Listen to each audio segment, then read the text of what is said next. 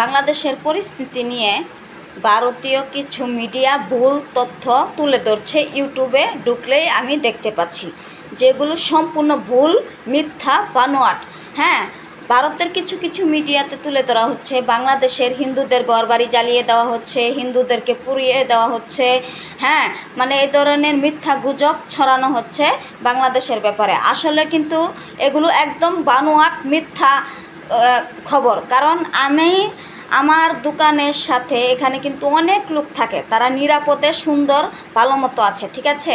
তারপরে বিভিন্ন জায়গায় আমি দেখছি, খোঁজখবর নিয়েছি, হিন্দুদের মন্দির কিন্তু আমাদের মুসলমান মাদ্রাসার ছাত্ররা পাহারা দিচ্ছে, এবং মুসলমান যারা যারা আছে তারা সবাই হিন্দুদের সঙ্গে মিলেমিশে পাহারা দিয়ে রাখছে। তাই মিথ্যা, বানোয়াট, ভুয়া খবর আপনারা দাদারা, ইন্ডিয়ান যারা ইউটিউব চ্যানেলগুলো আছে, আপনারা মিথ্যা বানোয়াট খবর প্রচার করবেন না।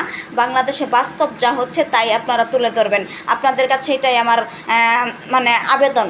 কারণ সত্য ঘটনা তুলে ধরবেন। ফোকাস মিথ্যা গুজব খবরগুলো ইউটিউবে আপনারা যেগুলো তুলে ধরছেন সম্পূর্ণ মিথ্যা। বাংলাদেশে বর্তমানে হিন্দুদেরকে হত্যা করা হচ্ছে না, হিন্দুদেরকে ঘর থেকে তাড়িয়ে দেওয়া হচ্ছে না, হিন্দুরা নিরাপদে এবং ভালোভাবে আছে। আমরা মুসলমান হলেও আমি মনে করি হিন্দুরাও আমার ভাই, যেহেতু আমার দেশের নাগরিক, আমাদের দেশে পাড়া প্রতিবেশী আমাদেরই ভাই বেড়াদার। তাই হিন্দুরা আমাদের ভাই বেড়াদার।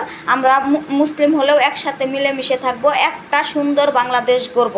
বাংলাদেশের বর্তমান পরিস্থিতি নিয়ে আমি বলবো, আপনারা কেউ ভুয়া নিউজগুলো প্রকাশ করবেন না। কারণ বাংলাদেশে বর্তমানে যা করছে, হ্যাঁ, কিছু কিছু অঘটন ঘটছে, ঠিক আছে, এগুলো আস্তে আস্তে ঠিক হয়ে যাবে। আসলে দেশ একটা উত্তাল পরিস্থিতিতে চলে গিয়েছিল, যেই কারণে এমন হয়েছে, কিন্তু এগুলো কিন্তু আস্তে আস্তে ঠিক হয়ে যাবে। তাই আমি বলবো সবাইকে, আপনারা মিথ্যা ফোকাস নিউজগুলো প্রকাশ করবেন না।